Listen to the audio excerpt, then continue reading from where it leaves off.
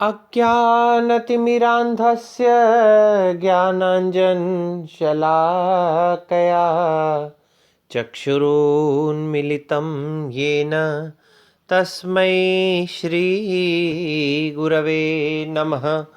तस्मै श्रीगुरवे नमः। तस्मै श्रीगुरवे नमः। राजा शिकार के लिए वन में आए हुए हैं। कण्व ऋषि के आश्रम पहुंचते हैं और विदूषक के द्वारा शिकार हेतु निषेध किए जाने पर सेनापति राजा को मृगया के अनेकानेक फायदों के विषय में बताते हैं और कहते हैं कि राजा आपको शिकार हेतु चलना चाहिए। विदूषक क्रोधपूर्वक सेनापति को डांटते हुए कहता है, अरे व्यर्थ में उत्साह दिलाने वाले, तुम दूर हट जाओ। महाराज अपनी स्वाभाविक अवस्था को प्राप्त हो गए हैं और अब ये शिकार के लिए जाने वाले नहीं हैं। तब सेनापति राजा के आदेश की प्रतीक्षा करता है।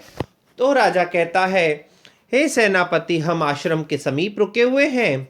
आज मैं तुम्हारे आग्रह को स्वीकार नहीं कर सकता, इसीलिए तुम आज शिकार को रहने दो। तब राजा कहता है, गाहंताम महिषा निपान सलिलम श्रृंगई मुहुस्ताड़ितम छायाबद्ध कदम्बकम मृगकुलम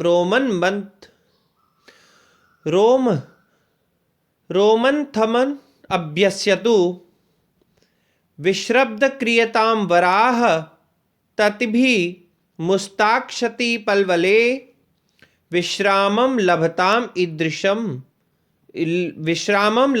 इदम च शिथिलज्या बंधनम अस्मत् धनु। हे सेनापति, आज आप क्या कीजिए, आप शिकार को विराम दे दीजिए। और शिकार को विराम देने के साथ हमें क्या करना है? महिषा श्रृंगई मुहुताड़ितम निपान सलिलम गाहंताम। महिषा भैंसों के द्वारा, श्रृंगई भैंसों के सींगों के द्वारा, मुहु ताड़ितम बार बार विलोड़ित किए हुए जल में स्वेच्छा पूर्वक स्नान करने का अवसर प्रदान किया जाए। अर्थात हम भैंसों के पीछे नहीं भागेंगे, तो भैंसों को भी जल में अपने सींगों के द्वारा सरोवर के जल में बार बार उस जल को क्या करके, विलोड़ित करके उनको स्वेच्छा पूर्वक अवगाहन करने दिया जाए, स्नान करने दिया जाए। अर्थात भैंसे अपनी इच्छा से जल में स्नान करते रहें। छायाबद्ध कदम्बकम मृगकुलम रोमन्थम अभ्यस्यतु।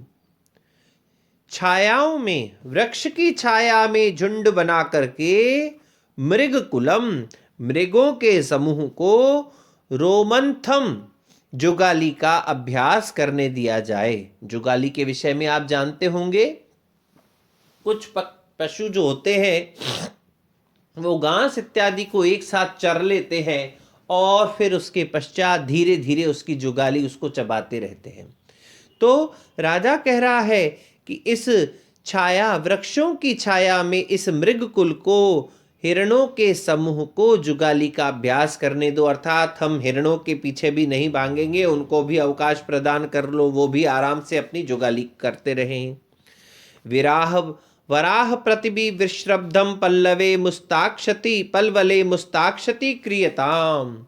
और वराहपति, वराह कहते हैं शूकरों को, जंगली शूकर को। तो बड़े बड़े जंगली शूकरों के पति यानी नायकों के द्वारा विश्रब्धम पल्वले मुस्ताक्षति क्रियताम, छोटे छोटे तालाबों में निश्चिंत होकर के, विश्रब्ध होकर के, मुस्ताक्षति क्रियताम, क्या किया जाए, नागर मोथा निकाला जावे। जो वहाँ एक प्रकार की घास होती है उसको, उनको निकालने के लिए आप अवकाश प्रदान कर लीजिए। अर्थात चाहे भैंसे हों, चाहे हिरण हो और चाहे जंगली सूअर हों, इनको आप अपनी इच्छा अनुसार कार्य करने दीजिए। और शिथिल ज्या बंधनम इधम अस्मत् धनुच विश्रामम लभदाम, और ज्या के इस बंधन से प्रत्यंचा के बंधन से मुक्त हुआ यह धनुष भी मेरा आज विश्राम करे। क्यों? क्योंकि मैं आज शिकार करने की इच्छा नहीं रखता हूं। तब राजा कहता है, तब सेनापति कहता है जैसी महाराज की इच्छा। और राजा अपने सैनिकों को आदेश देता है, सेनापति को आदेश देता है कि एक काम करो सेनापति, जो वन के घेरने वाले हमारे जितने भी सैनिक हैं उनको वापस लौटा लो। क्यों? क्योंकि उनकी किसी भी क्रिया से तपोवन में विघ्न उत्पन्न नहीं होना चाहिए। क्यों नहीं होना चाहिए? शम प्रधानेषु तपोधनेषु गूढ़म ही दाहात्मकमस्ति तेज स्पर्शानुकूलैव सूर्यकांतास्तदन्य तेजो अभिभवाद वमन्ति। शम प्रधानेषु तपोधनेषु, शम प्रधान इन तपस्वियों में दाहात्मकम गूढ़म तेज अस्ति, जला देने वाला गूढ़ तेज, छिपा हुआ तेज विद्यमान रहता है। शांति प्रधान इन तपस्वियों में जला देने वाला, नष्ट कर देने वाला एक छिपा हुआ गूढ़ तेज विद्यमान रहता है। किस प्रकार से? ही स्पर्शानुकूला सूर्यकांता, स्पर्श के योग्य सूर्यकांत मणि जिस प्रकार से सूर्य के तेज से अपने आप को अभिभूत होने पर अपने तेज को प्रकट कर देती है, उसी प्रकार से ये ऋषि मुनि भी, इनके अंदर भी क्या है? बाहर से तो ये शांत है, इनके अंदर तेज छिपा हुआ रहता है, किंतु समय आने पर जब इनको क्रोध करने की जरूरत पड़ती है तो ये अपने उस क्रोध को प्रकट कर देते हैं। इसीलिए आज तुम अपने सैनिकों को आदेश दे दो कि तपोवन की क्रियाकलापों में किसी भी प्रकार का विघ्न उत्पन्न नहीं होना चाहिए। राजा का आदेश सुनकर के सेनापति और सैनिक वैसा ही करते हैं। तब अचानक से राजा के मन में शकुंतला के विषय में विचार आता है और वह क्या कहता है? राजा कहता है कि हे मित्र, त्याज्य वस्तु के विषय में पूर्ववंशियों का मन प्रवृत्त नहीं होता है, किंतु विदूषक जब कहता है क्या राजा आपको शकुंतला को प्राप्त करना चाहिए, तब वो राजा कहता है कि मित्र, त्याज्य वस्तुओं के विषय में पूर्ववंशियों का मन प्रवृत्त नहीं होता, किंतु इस मुनि कन्या की अभिलाषा करना मेरे लिए पूर्णतया उचित है। क्यों उचित है? उसका कारण देते हुए बता रहे हैं।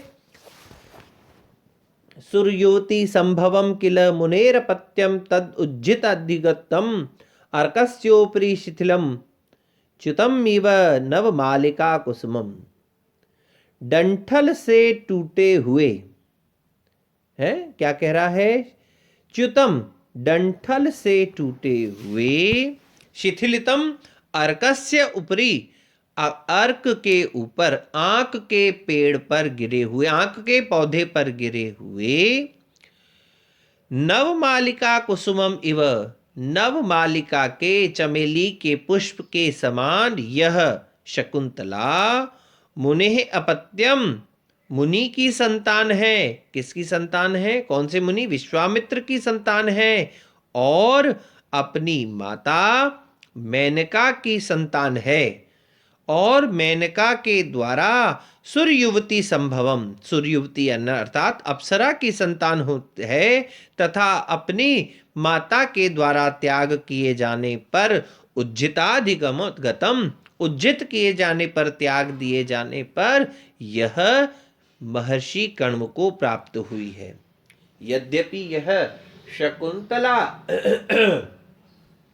हमें ज्ञात हो रहा है कि कण्व ऋषि की संतान है, नहीं, यह कण्व ऋषि की संतान नहीं है, यह तो राजर्षि विश्वामित्र और मेनका की संतान है, किंतु परिस्थितिवश मेनका के द्वारा त्याग दिए जाने पर कण्व ऋषि को प्राप्त हुई है। अतः यह मेरे द्वारा वर्ण करने योग्य है, क्योंकि यह क्षत्रिय बाला है। और जिस प्रकार से डंठल से टूटे हुए और आंख के पौधे पर गिरे हुए चमेली के पुष्प यद्यपि आंख पर गिरा हुआ पुष्प जो है वह स्वीकार्य नहीं होता, किंतु अगर वह आंख पर गिरा हुआ पुष्प चमेली का हो तो वह स्वीकार्य होता है। अब राजा आगे क्या कह रहे हैं? हे मित्र, तब राजा की इस बात को सुनकर के विदूषक हंसी उड़ाते हुए कह रहा है, निरंतर पिंड खजूर को खाने से उबे हुए राजा की आज इमली खाने की इच्छा हो रही है, अर्थात अंतःपुर की श्रेष्ठतम स्त्रियों का भोग करते रहने पर आज राजा की ऐसी अभिलाषा है। तब राजा कहता है कि मित्र, तुम ऐसी बात न कहो, क्योंकि तुमने अभी तक उसको देखा नहीं है। निश्चय ही वह सुंदर है, और सुंदर तो छोड़ो, उसके विषय में मैं क्या कहूँ। चित्रे निवेश्य परिकल्पित सत्वयोगा रूपोच्चयन मनसा विधिना कृतानु स्त्री रत्न सृष्टि प्रा प्रतिभाति सामे धातुर्विभुत्वम अनुचिन्त्य वपुश्च तस्या। धातु विभुत्वम, विधाता के विभु अर्थात रचना के सामर्थ्य को, तस्या वपुच और उस शकुंतला के शरीर को, विधाता के सृष्टि के सामर्थ्य को और उस शकुंतला के शरीर को पुनः पुनः अनुचिंत्य विचार कर करके मेरे मन में यह बात आती है कि मैं सा विधिना, वह विधि के द्वारा, चित्रे निवेश्य, चित्र फलक पर रख करके, परिकल्पित सत्वयोगा, उसका निर्माण करने के पश्चात प्राणों को संचार करके मानो वह मनुषानुरूपोच्चयन कृता, मनोयोग पूर्वक उस शकुंतला के सौंदर्य की रचना की गई हो। क्या मतलब?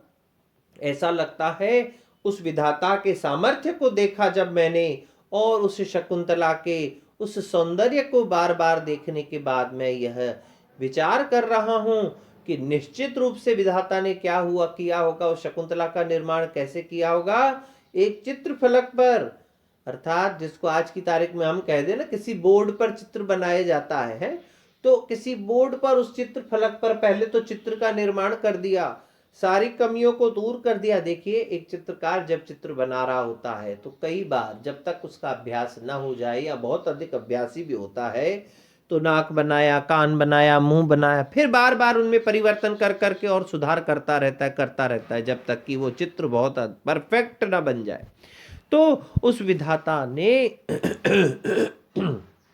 जो है वह चित्र फलक पर इसका चित्र बनाया, और चित्र बनाने के पश्चात मनोयोग पूर्वक सौंदर्य के समूह की रचना करके इसमें प्राणों का संचार करके ऐसा लग रहा है मानो किसी विलक्षण स्त्री की रचना की हो। यह ऐसा मेरा मानना है, क्योंकि विदूषक, तुमने अभी तक शकुंतला को देखा नहीं है, इसीलिए तुम ऐसी बात कर रहे हो, लेकिन जैसे ही तुम शकुंतला को देख लोगे तब तुम्हें मेरी यह बात समझ में आ जाएगी। राजा इसके पश्चात फिर शकुंतला की एक बड़ी सुंदर सुंदर उपमा के द्वारा प्रशंसा करते हुए उसके सौंदर्य की प्रशंसा कर रहा है, और वह प्रशंसा क्या है, इसके विषय में हम चर्चा अगली कक्षा में करेंगे।